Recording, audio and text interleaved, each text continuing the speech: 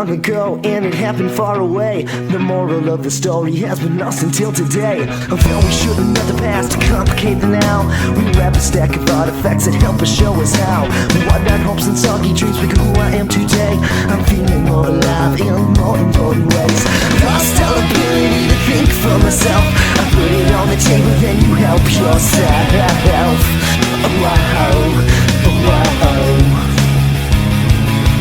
This place stinks of corruption. Shots fired confirm my assumption. Everyone is evil in their own special way. This advice I'm giving you today.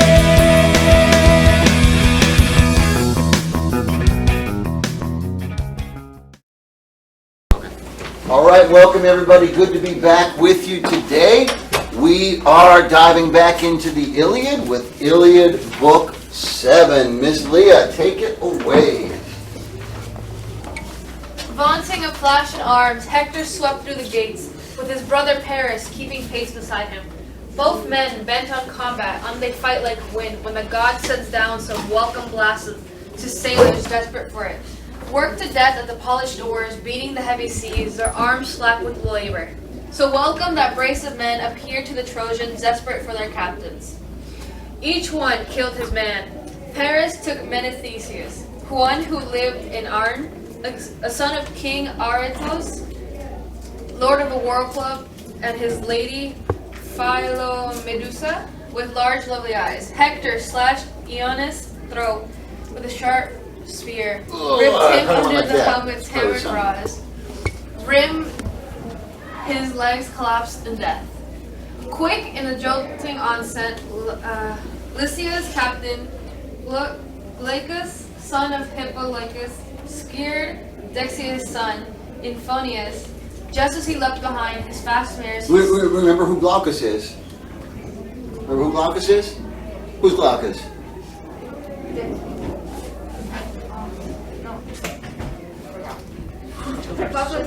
Yeah, that's the, you know? The one who decided not to fight and he attacked the god right over that. Diomedes attacked God, but yeah, he's the one that Diomedes decided not to fight because their grandpas were friends. Stop at the word Apollo. I got it, Alex. Hand me the phone. This is Mr. Jones. He stabbed his shoulder, hardened down from his car. Infonius crashed to earth and his limbs went slack with death.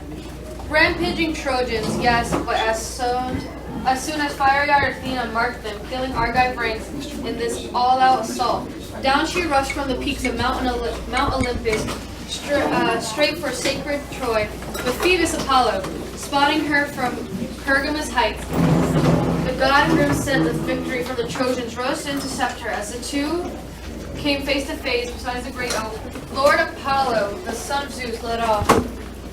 What next? What is the mighty Zeus' daughter blazing after now? Down from Olympus, what heroics stir your heart? No doubt you'll hand your Argives victory soon. You'll turn the tide of battle. You have no mercy, none for dying Trojans. Come, listen to me. My plan is so much better. Let us halt the war in the heat of combat now, at least for today. They'll fight again tomorrow until they win their way to the fixed doom of Troy. Since that is your only passion, you two goddesses to plunder Troy to rumble. Okay, you can take a seat, but you're going to have a nice long break here, okay? So, whose side is Apollo on? Troy. Troy, yeah, Apollo's on Troy's side. Apollo wants Troy to win, but it doesn't sound like it right then, does it? What does he say? He says, they'll fight again tomorrow, and you want to get screen too sometimes. They'll fight again tomorrow, you want to get screen too sometimes. They'll fight again tomorrow until they win their way to the fixed doom of Troy. Apollo's on Troy's side, but he already knows they're going to lose. Why? He's a powerful god. Why can't he change the outcome? Why can't he sweep in and save Troy? So, Because Zeus was always like down with Troy, so these women will stop bothering me. Sure. So Zeus has already confirmed Troy will ultimately be destroyed, even though Zeus is still fighting for Troy.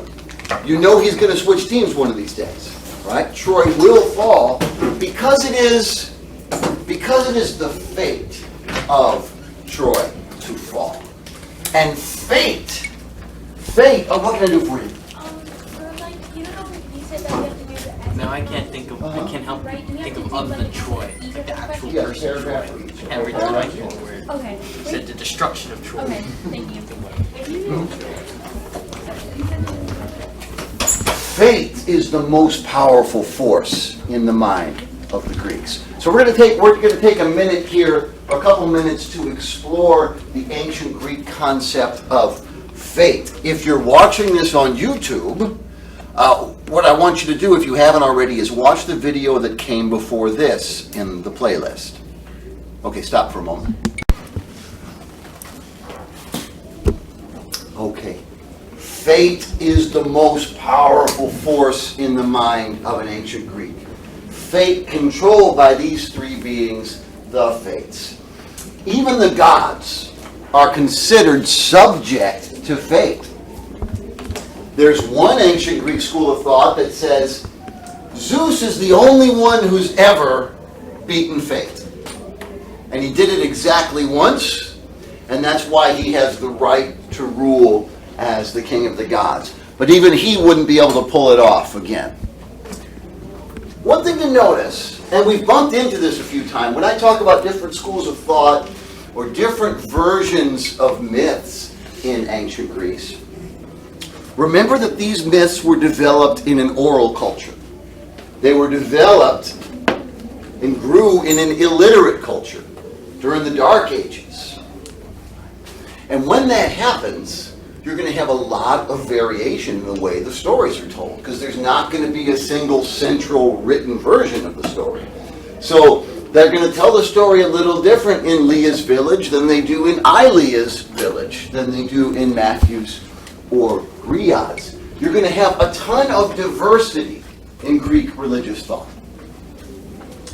In ancient Greece, the story, the guardian of the story, the guardian of the faith is not the priests. You know, in Christianity, as it emerged, the priests and bishops became the guardians of the story. They became the official teachers of the faith. In Greece, it's not the priests that are the teachers of the faith, it's the poets. And the poets are at least equal part creativity as they are handing down tradition.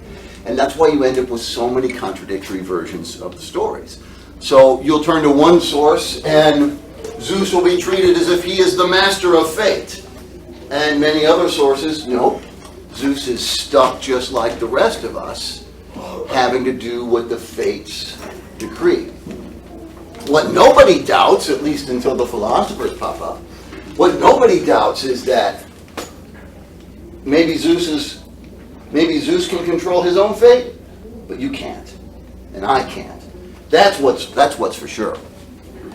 On a brief aside, again, on the question of diversity in Greek religion, though, and how that strikes us so strange.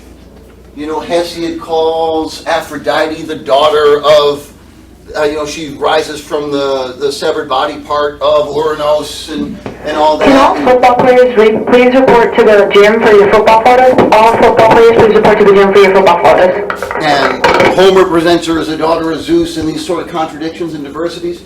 Just keep in mind that in the religious traditions of our own culture, those are all literate. All traditions that developed in literate cultures that have written sources and are still very diverse. In Judaism, you've got Orthodox Judaism, Conservative Judaism, Reform Judaism, Zionist, Anti-Zionist. In Islam, Sunni, Shia, Sufi. In Christianity, Catholic and Evangelical and Latter-day Saint and Jehovah's Witness and 1,000 other variations. So even after writing comes into play, it hasn't stopped the diversification of religious traditions. Much more so is that going to be the case in ancient Greece. Back to fate, though.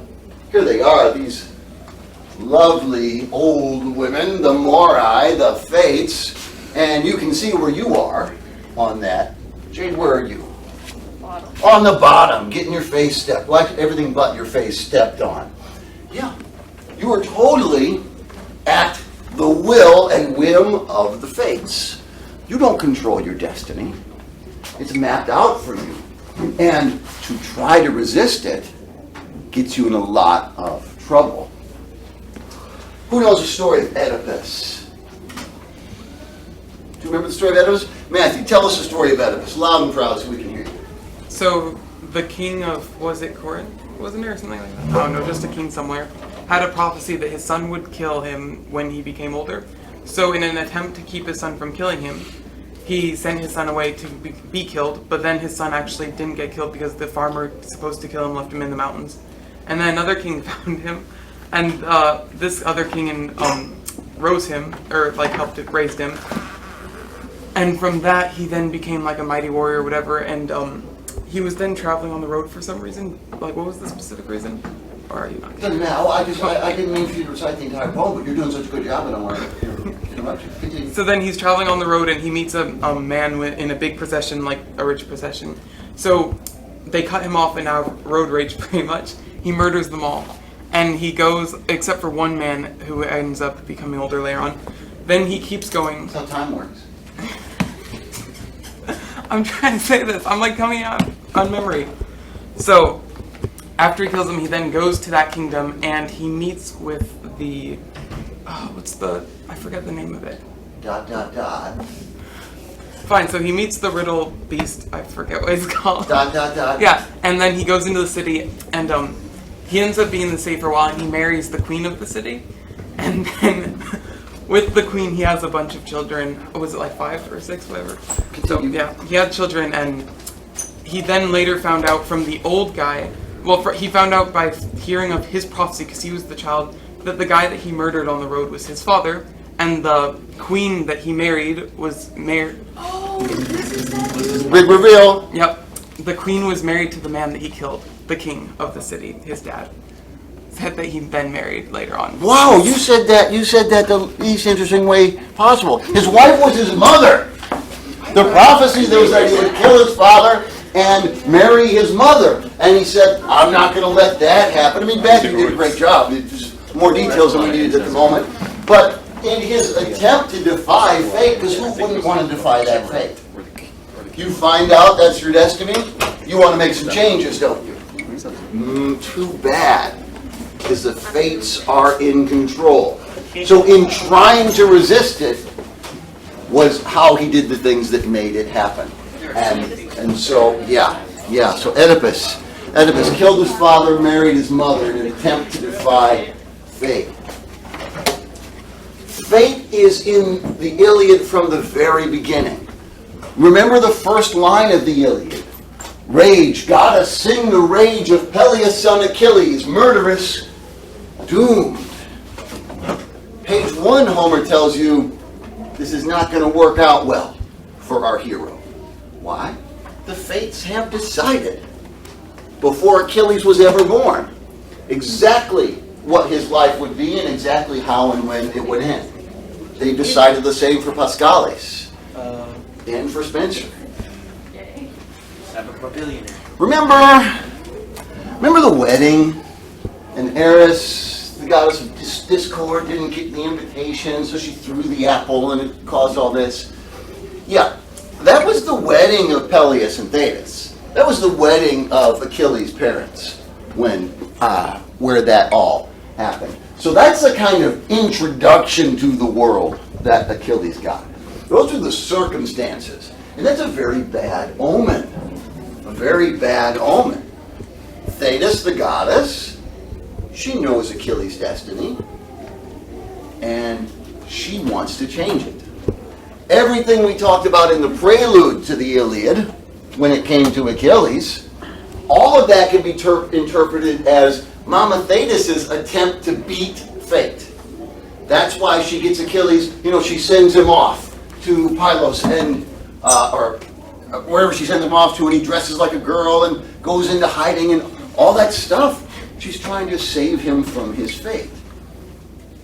Problem is, Doesn't work. it doesn't work. It can't be done. And every attempt, it's like, you ever play whack-a-mole? Do they even still have that, where the moles pop up and you swing? Yeah, Every attempt to thwart fate just makes things worse. Just points him further and further in that direction. That's where the legend of her dipping him in the river Styx comes from. We haven't talked about that because it's not in Homer. The earliest evidence of this legend is 800 years after Homer in the 1st century AD. So there's a good chance that Homer knows nothing about being invulnerable except for the heel and all that stuff. But even though it's not in here, it fits perfectly. It fits perfectly with his character and with hers. She wants to beat fate by making him invincible. And the fates are like, psych, moron, we'll keep him vulnerable in one spot because one is all it's going to take. It looks like they straight up dropped him in that picture. It doesn't Yeah, look if you like didn't know what it, or does it kind of look like the water's frozen? it looks like he fell and they're trying to grab him before he falls in. Whoops. But very slowly. Yes. It doesn't look the ice. It's really breaking the ice. Here's the thing about fate. And everything we talk about in Homer's world here, it may seem so strange and so foreign to us. Because we don't pray to these gods and we don't believe the same things and all this. But this is not somebody else's story. Homer is at the foundation of our own culture, our own culture's literary tradition. If you go digging for the roots of our own culture, when you hit that rock you hit at the bottom is Homer. It's Iliad and it's Odyssey.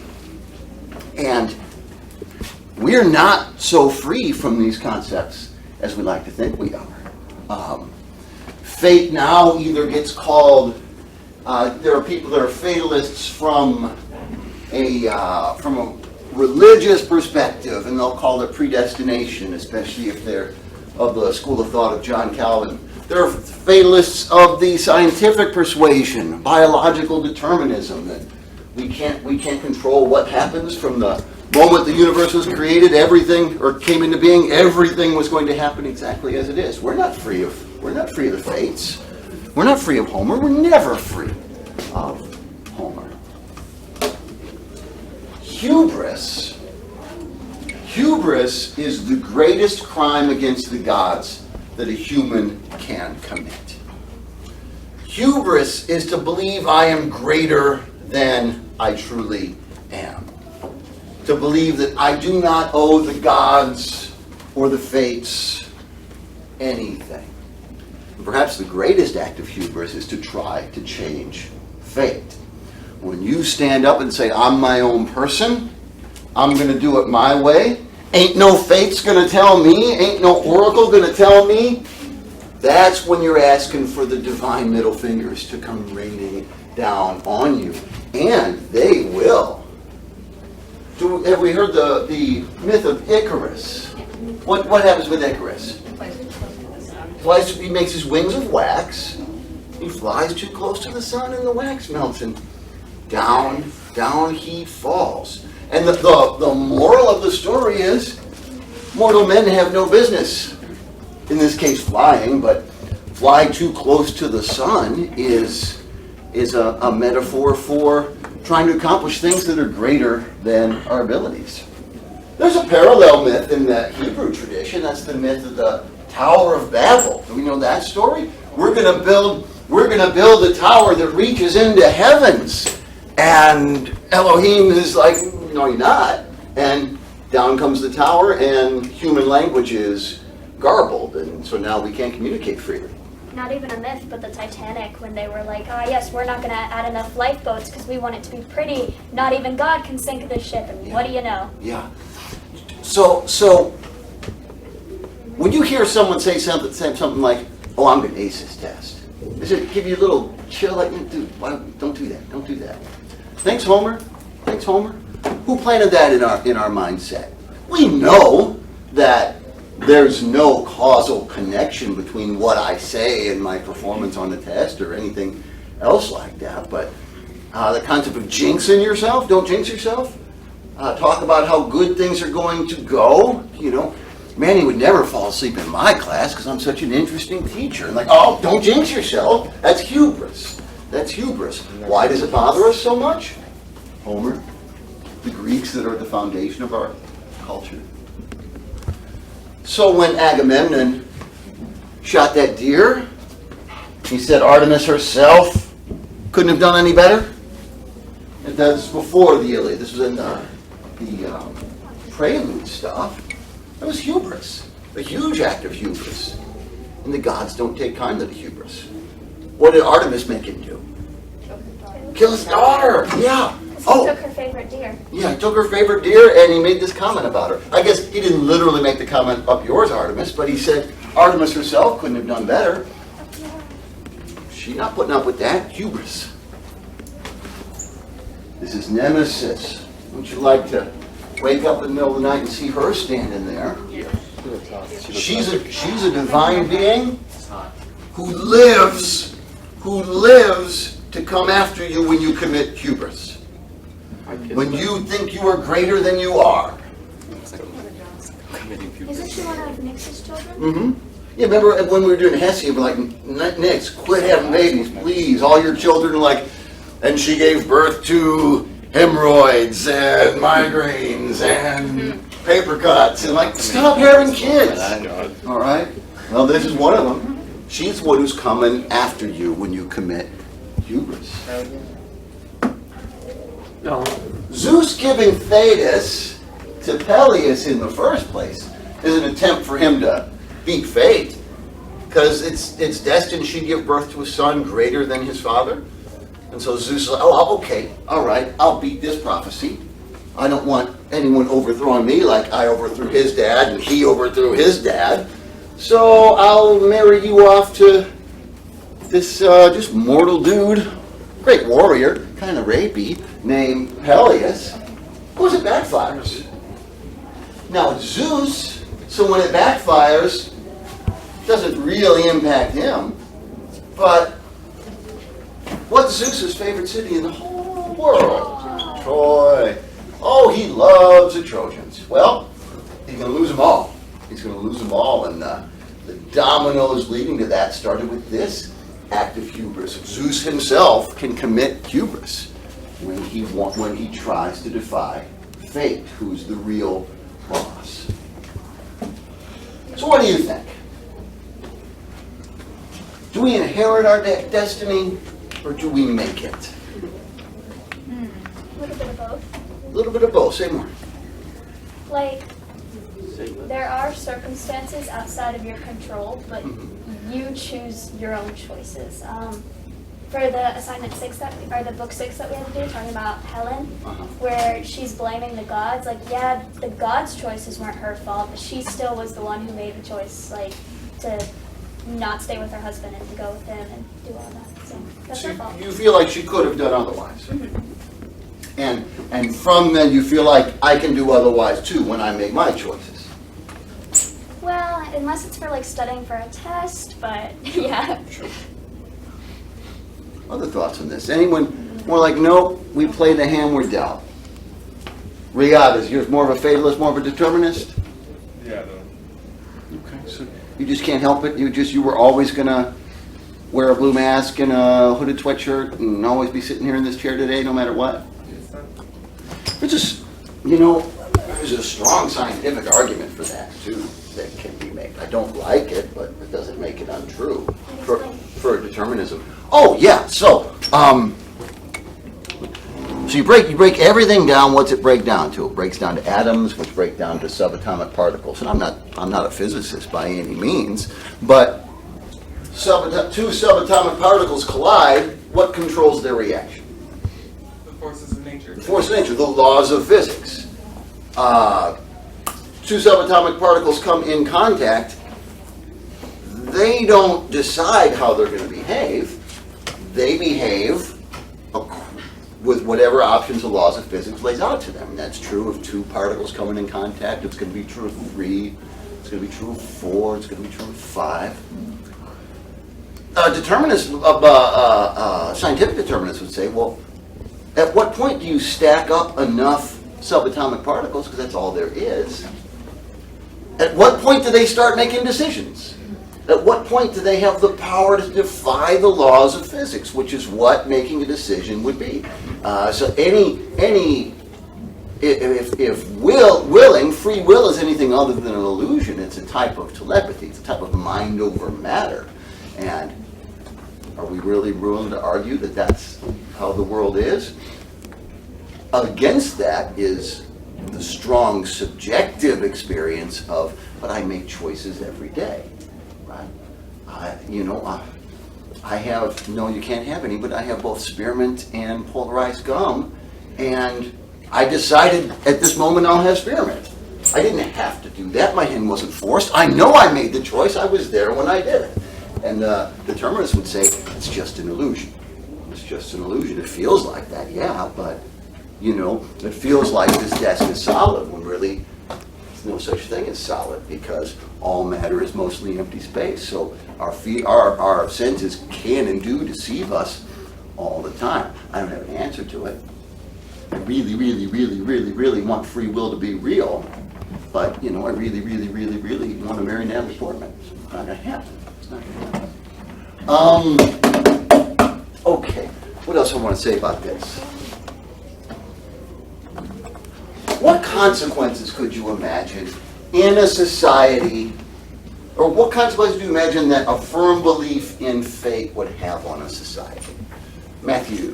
They would start to believe that their choices don't matter, even for instance in this award, they would just not even worry about it, not try to change it, not try to keep themselves going strong and just accept that it's all going to end one day. Okay, sure. So to a defeatist attitude, I can't impact anything, why bother? Rhea? No, you'll have something to blame. You'll have something to blame. Oh, they have something to blame, yeah. So I'm not going to take responsibility, am I? Right? And that's, yeah. Seems that moral responsibility evaporates right there with free will. If I can't, if I'm sleepwalking and I bump into somebody and knock them off a building, I'm not a murderer. I didn't have any control over that. If I'm insane and I kill somebody, legally insane, I don't go to prison, I go to a mental hospital. Why? Because I didn't have control over it. If fate is real or determinism is real and we don't have control over our actions, well, morality, moral responsibility is just went out the door. Absolutely. Absolutely. Anything else you can think of impact would have on society? So possibility for defeatism, giving up. Zoe. I'll go the opposite, if you think argument, but basically, I'm going to continue what I'm doing because, it was designed by the fates for me to continue what I'm doing. Yeah. So those of us with a strong self-image, strong egos,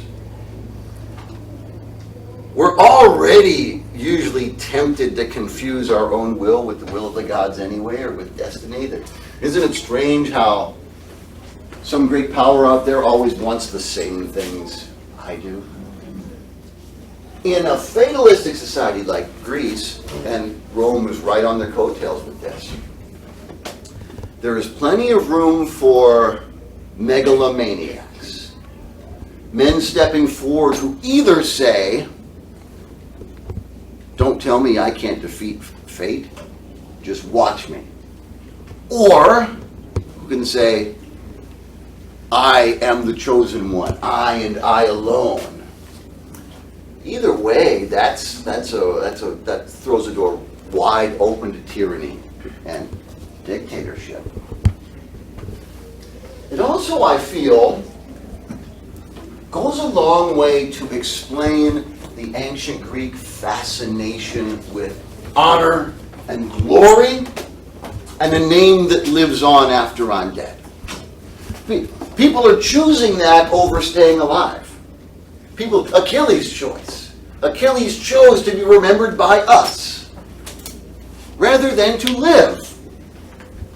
Why do they value that kind of honor and glory so much? Well, if I'm convinced that I have no control, if I'm convinced that destiny is what it is, fate is what it is, and I can do nothing about it, then the only thing I do have control over is how I react and how I conduct myself and how I stand tall in the midst of these odds, of how I resist. So I'm picturing,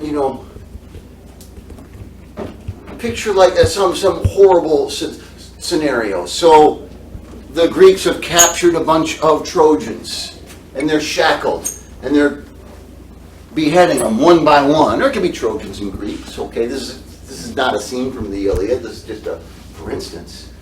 And they're beheading. You're done for in this scenario, right? You're shackled. You're just watching your friends get beheaded. You can't defend yourself. And so the swordsman comes to you and says, on your knees. No. Screw you. You're not going to win. You're still going to die. But the person who stands up and sort of spits in the face of the tyrant, spits in the face of the overwhelming odds, who says, I'd rather die on my feet than live on my knees. It's not hard to see why people would admire that. And to a fatalistic society like Greece, that's what you got, okay? That's the best that you can aspire to. And you can aspire to that whether you're Achilles or whether you're a slave or anything in between. I won't live on my knees. I can't change anything. But I can be remembered. I can be remembered as a man who stood up, a man who didn't kneel. So a lot comes from their belief in fate. Okay, so tomorrow we will finish up talking about Book 7. I know we only read a little bit, but we should be done with Book 7 in like 15 minutes. But then we're going to move right on. So we're going to have like half of this lesson, and we're going to move right on to the next lesson because we're taking a pause from the Iliad for a day, and the next lesson is explicitly about the Cambridge exam, and with some information you need to know about how to succeed when you're taking the Cambridge exam. The assignment that will come out tomorrow that will go with our discussion tomorrow is directly related to the Cambridge exam. So though this doesn't happen often, tomorrow's assignment everyone must do, even people on the independent learning track, because it's Cambridge stuff, not high school track stuff. Okay? A lot of ease. Did you say when is it due? Yeah, I have it currently set for a week from today. I'll change it to a week from tomorrow, I think. Tuesday. It's not long. Yeah. Okay. Thank you, Liam. Thank you, Manny. Thank you, Leah Rodriguez, who got, what's the evil version of Raptured?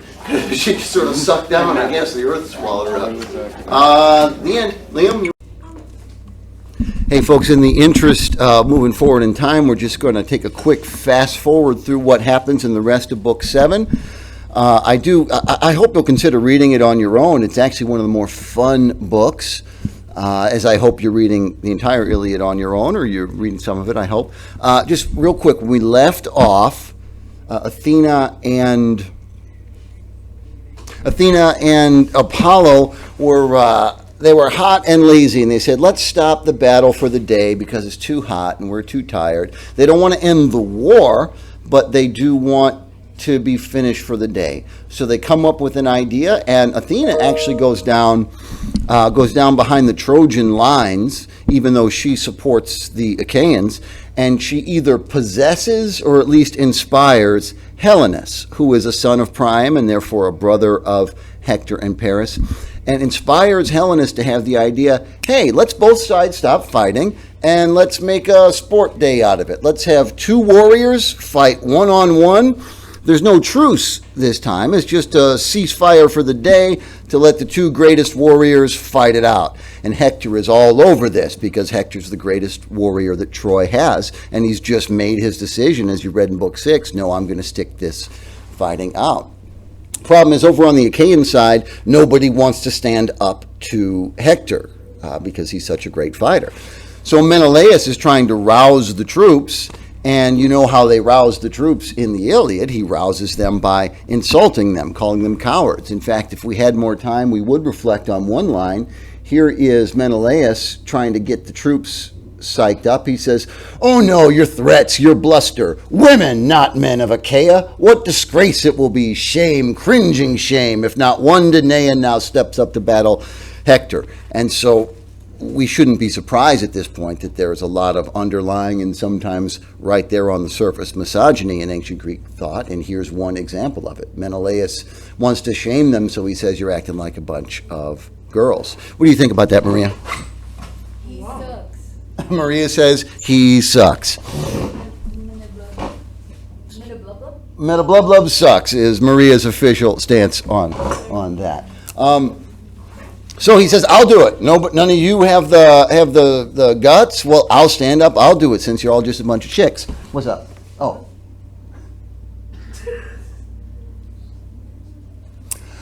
And all the troops are like, "Whoa, whoa, hold off, Menelaus. You're a great warrior." And he is. We haven't seen Menelaus do much impressive because, he's just, him being cuckolded was what started this whole thing, so that's how we think of him.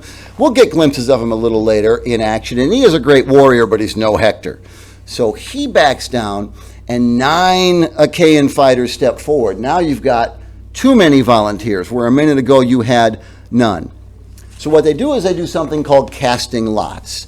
Each of the warriors writes his name on a rock, and they stick it in a bucket, and they shake it up, and they pray to Zeus and Apollo and everybody. Maybe not Apollo. They pray, and then they draw one of the stones. That's a perfectly sensible way to make a decision in a fatalistic society, where you think all the decisions are already made. You're just trying to figure out what the will of the gods or the will of the fates is. And it turns out that Ajax is chosen. By the way, a quick parallel in Near Eastern literature that we might be more familiar with in the Christian New Testament, that's the same method that the apostles use to replace Judas Iscariot after he hangs himself. They cast lots, and St. Matthias is chosen to be the fill-in apostle. Anyway.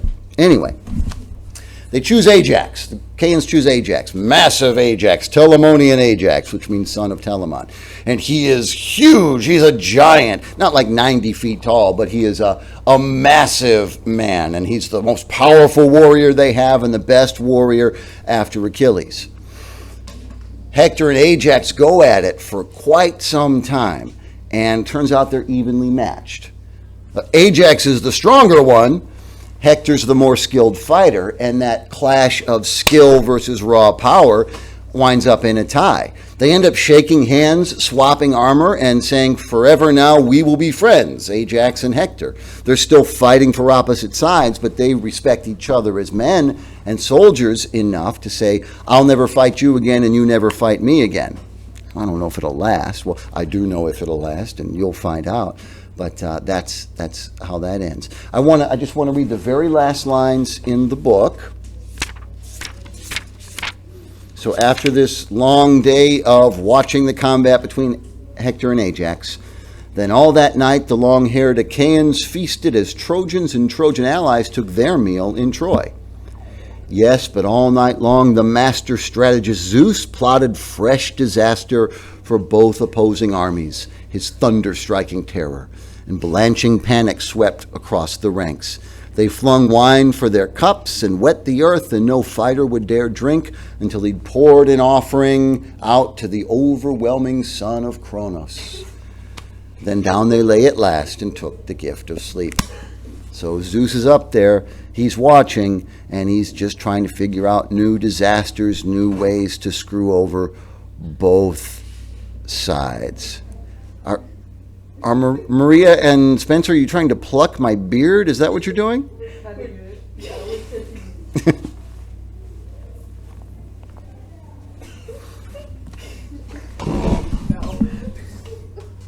Miss Maria and Spencer, ladies and gentlemen.